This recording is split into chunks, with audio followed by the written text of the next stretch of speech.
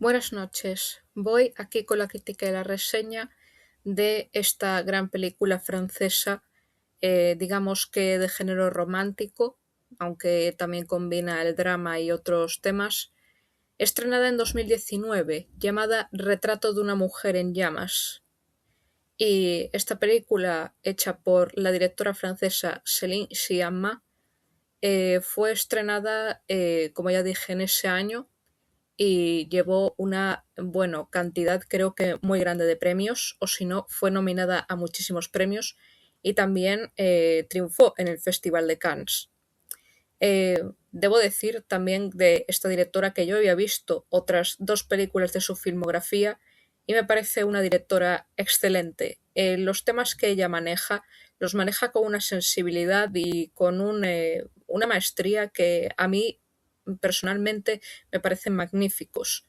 A mí me faltaría por ver esta otra que creo que era su ópera prima llamada Water Lilies o Nenúfares y también la de Girlhood, que no sé ni de qué va, pero bueno, suele tener temática LGBT en sus historias y bueno, historias sobre mujeres sobre todo y las aborda de una manera que a mí me parece súper original y muy delicada y es un cine que yo creo que es muy íntimo, es una perspectiva muy intimista, muy comedida, muy calmada.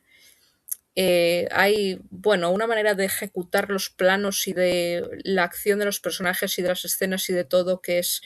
eh, no tengo palabras, o sea, es algo que a mí también me engancha un montón en el cómo lo hace o cómo lo plantea y yo es que la recomiendo un montón y espero que siga haciendo más películas así de buenas.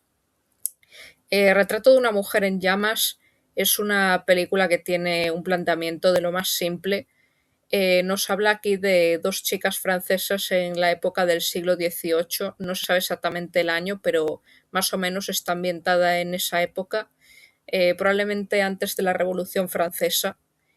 Eh, la, la protagonista aquí en cuestión es Marianne, que es una joven pintora y ella recibe un encargo, o sea, la película empieza situándonos en el presente, entre comillas, posando para unas alumnas que tiene y una de ellas le pregunta por un cuadro que tenía ella guardado, era el del retrato de la mujer en llamas y entonces ahí se nos introduce el flashback de la historia en sí, ¿no? De cómo ella recuerda el origen de ese cuadro y la historia de amor que vivió. Pues ella recibe un encargo por parte de una condesa que vive en una, bueno, están ahí en una isla, no se sabe muy bien cuál es, pero están ahí durante unos días de descanso y esta condesa pues está con su hija, Eloise, y le dice a Marianne, tienes que fingir que eres la nueva dama de compañía de mi hija y tienes que observarla detenidamente para poder hacer un retrato sin que ella lo sepa, ¿no? Porque parece ser que antes de eso hubo otros pintores o, bueno, diferentes artistas que quisieron retratarla para su boda y no hubo manera. Aunque es cierto que la película parece que no lo deja demasiado claro a qué se refiere cuando uno de los pintores no pudo ver su cara o no consiguió retratarla porque jamás se dejó ver.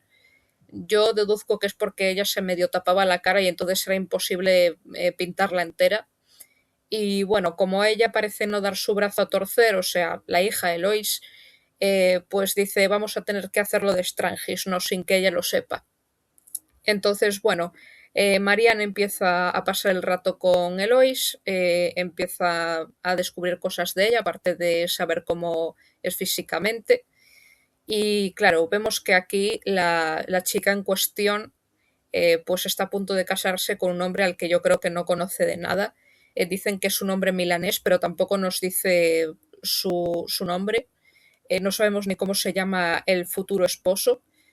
Y claro, ella se ve que es una mujer que está hastiada, está cabreada, pero no cabreada en un sentido de ponerse a gritar o ponerse en plan colérica, sino que está cabreada de un modo relajado, ¿no? Como que simplemente ella no sonríe, permanece callada, aburrida, y bueno, ella prefería, según dice en una escena, quedarse en el convento, porque ella antes estaba en un convento con las benedictinas y su madre la sacó de ahí porque parece ser que su hermana, que creo que iba a casarse con el chico milanés, pues se suicidó o supuestamente se tiró por un acantilado mientras estaba con su criada.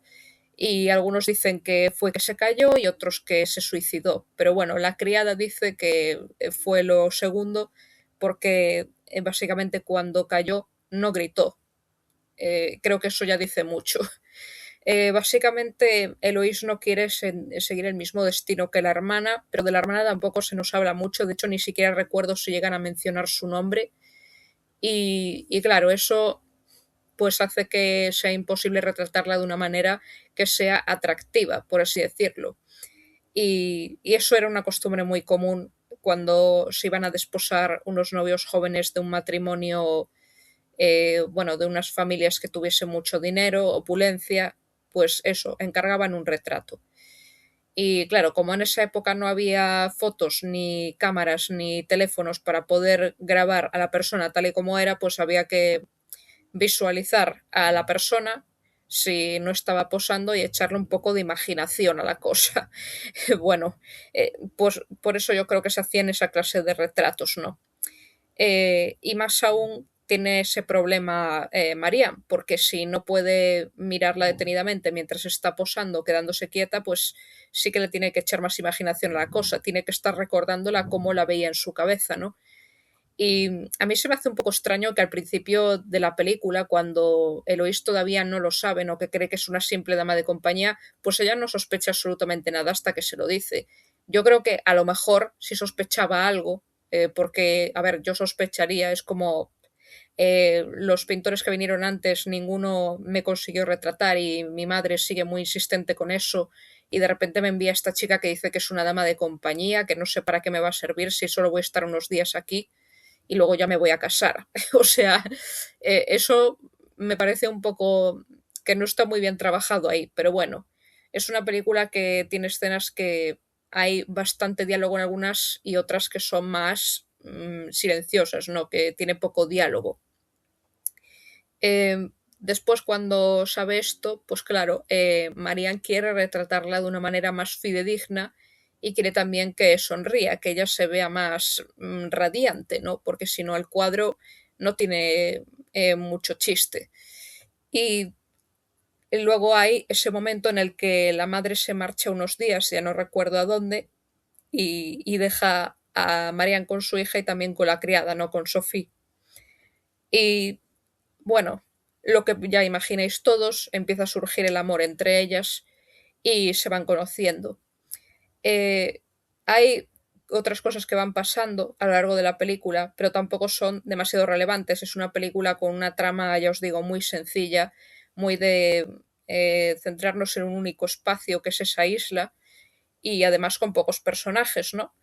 Y debo destacar que aquí creo que solo aparecen uno o dos hombres en toda la película. Yo diría que aparecen dos, pero solo uno de ellos tiene diálogo. Y ese es algo que también me llama la atención. O sea, el resto del reparto es completamente femenino. Y o sea, es una película que se centra en un microcosmos, en una época muy concreta y en un grupo de mujeres muy concretas también. Tampoco se nos dice demasiado del pasado de Marianne. Sabemos que su padre también es pintor y que probablemente ella quiere seguir sus pasos, pero como que el padre se llevaba el mérito porque era hombre y una mujer pintando en esa época estaba mal visto, o eso bien no se les daba el reconocimiento que merecían. Yo podría deciros aquí que la única mujer pintora coetánea de esa misma época, del siglo XVIII, que además también era francesa, era Elisabeth Vigée-Lebrun, que era, bueno, impresionista, no creo que fuera porque el impresionismo era posterior, pero es una de las pocas que a día de hoy se siguen recordando. Y bueno, debo decir que me encantan sus cuadros, ¿vale? Solo os recomendaría que los vierais. Y a ver, yo como una persona que dibuja y que hace retratos y que le gusta el tema de eso, de dibujar las caras de las personas, porque yo también hago retratos, pero de manera aficionada como hobby, pues es una película que a mí personalmente en eso me llega, ¿vale? Yo sé lo que se siente más o menos con lo que hace Marianne, porque yo pintar no pinto, solamente dibujo y lo de colorear pues no uso pinceles, porque, bueno, por otras razones que aquí no vienen al caso y que no voy a empezar a contar, pero hay muchas cosas que sí que me he identificado con, con ella en el tema de lo de la perspectiva, de hacer los primeros trazos del boceto, ¿no? De empezar a hacer las formas de la cara y de todo lo demás, pues sí, es algo que yo he sentido, por así decirlo. Y también debo añadir una cosa que en esta película, a pesar de la época en la que está ambientada y de las convenciones sociales que hay, el microcosmos que nos presenta aquí Stiamma es como si fuese, ¿cómo diría yo? Como si ahí las mujeres fueran libres en cualquier sentido, en el que pudieran decidir por sí mismas y enamorarse de quien quisieran y vivir como quisieran. Y parece que entre ellas ni siquiera hay ningún tipo de desprecio o discriminación. Es como que hay respeto entre todas. Es verdad que hay el típico rifirrafe que tiene la condesa con Marianne por el tema de que el cuadro no le convence, pero no hay mucho conflicto. No hay un tema de que Sofía a lo mejor esté resentida porque no es de la misma clase social o que hay a lo mejor un pique entre un personaje y otro. Esto prácticamente no se ve. De hecho, se andan ayudando entre ellas.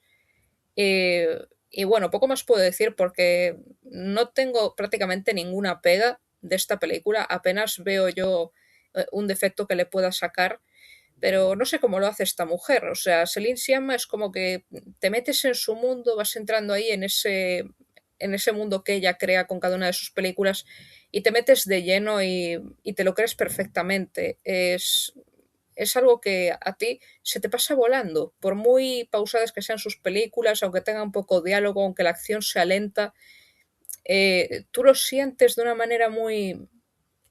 me llega, por lo menos a mí me llega, ¿no? A las personas sensibles con amor por el arte en esta película, por ejemplo, me llega personalmente, ¿no? Y también la escena final, que voy a decir que me parece preciosa. Es cierto que, a ver, como hace poco vi la película de Hamnet, pues me da la sensación de que abusan un poco del mito de Orfeo y Eurídice, pero solamente lo he visto ahí en esas dos películas. Lo que pasa es que aquí lo utilizan como una metáfora, un símil de esta historia, no la de Marianne y Eloís. Y la de Hamnet es solamente por contarle una historia, no por el contexto de la escena. Pero bueno, a mí me gusta ese mito, aunque siempre me dio un poco de rabia por el final, por cómo acaba, pero también Orfeo y Eurídice tienen una de las historias de amor más trágicas y más bonitas que existe. Vamos, yo creo que es de las mejores que hay.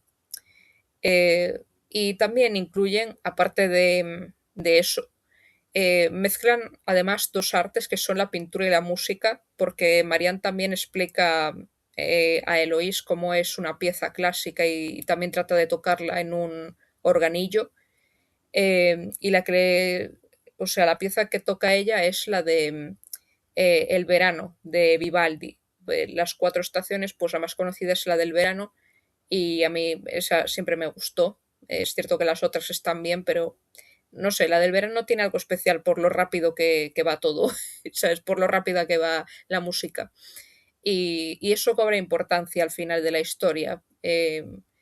Yo, claro, pensé, a ver, es una pieza conocida, pero podría haberse arriesgado un poco. De todas formas, yo me digo, el acceso a piezas de música clásica y a la cultura en general en esa época, pues no eran para tirar cohetes, sobre todo si eras de una clase social más baja, como lo era Marianne. Entonces tampoco le vamos a pedir demasiado a esto.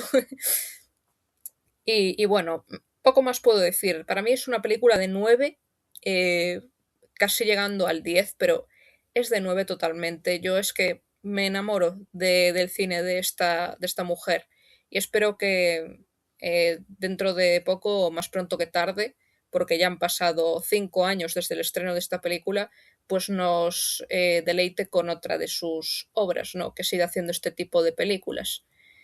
Y bueno, hasta aquí llega la reseña de Retrato de una mujer en llamas.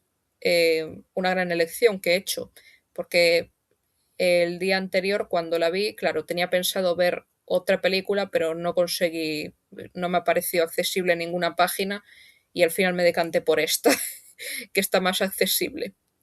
Bueno, en lo dicho, Retrato de una mujer en llamas de Céline Sciamma, una gran obra intimista sobre una historia de amor entre dos mujeres muy distintas, pero que en realidad tienen mucho en común. Hasta pronto y buenas noches.